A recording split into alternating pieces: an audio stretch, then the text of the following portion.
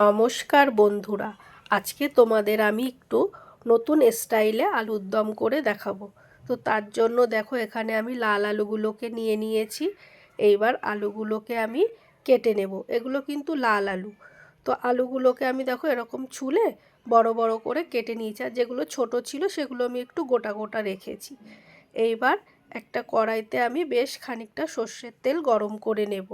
তারপরে এই আলুর টুকরোগুলোকে দিয়ে আমি আলুগুলোকে একটু নুন দিয়ে ভেজে নেব।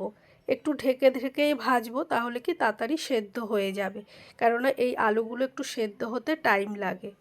তো দেখো, আলুগুলোকে আমি ভালো করে নাড়িয়ে চাড়িয়ে দিয়ে একটা ঢাকনা দিয়ে ঢেকে দেবো 5 মিনিটের জন্য। 5 মিনিট পর দেখো, আলুগুলো কিন্তু আমার সব ভাজা হয়ে গেছে। আর দেখো কীরকম গলে গেছে, তাই কয়েকটা আলু কিন্তু ভেঙেও গেছে। এবার আলুগুলোকে তুলে নিয়েছি, নিয়ে ওই কড়াইতে আমি কিছুটা সর্ষের তেল গরম করে নিয়েছি। তারপর ওর মধ্যে এলাচ আর গোলমরিচ ফোড়ন দিয়ে এবার ওর মধ্যে দিলাম আমি চালমগজ আর কাজু বাদাম বাটা, আর কিছু গুঁড়ো মশলা যেমন জিরে, ধনে আর লঙ্কার গুঁড়ো দিলাম। একটু মিক্সি ধুয়ে জল দিয়ে মশলাটাকে আমি ভালো করে কষিয়ে নেব। তো দেখো, মশলাটা কিন্তু কষানো হয়ে গেছে। এবার ওর মধ্যে দিলাম আমি 250 গ্রাম মতন ফ্যাটানো টক দই।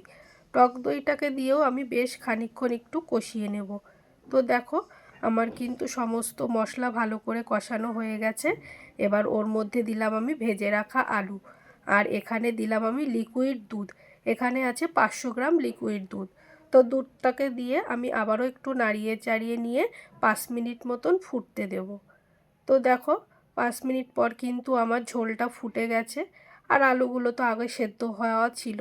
তো এবার এর মধ্যে দিলাম আমি স্বাদ মতন চিনি আর গরম মশলা, আর দিলাম 1 চামচ মতন কাসুরি মেথি দিয়ে এই সমস্ত কিছুকে আবারও ভালো করে নাড়িয়ে চাড়িয়ে নিয়ে 5 মিনিট রান্না করে নিয়েছি। তারপর এখানে দিলাম আমি 1 চামচ ঘি। ঘিটাকে দিয়ে নাড়িয়ে চাড়িয়ে নিয়ে আরও 5 মিনিট রান্না করে নেব। এই আলুর দমটা খেতে কিন্তু লুচি বা পরোটার সঙ্গে দারুণ লাগে, রাইসের সঙ্গেও ভালো লাগে। তো দেখো বন্ধুরা, আমার কিন্তু রান্নাটা পুরোপুরি কমপ্লিট হয়ে গেছে। এটাকে আমি একটা পাত্রে নামিয়ে নিয়েছি। তো বন্ধুরা, তোমাদের এই রেসিপিটা কেমন লাগলো আমাকে অবশ্যই কমেন্ট করে জানিও। আর যদি ভালো লেগে থাকে অবশ্যই লাইক ও সাবস্ক্রাইব করে আমার পাশে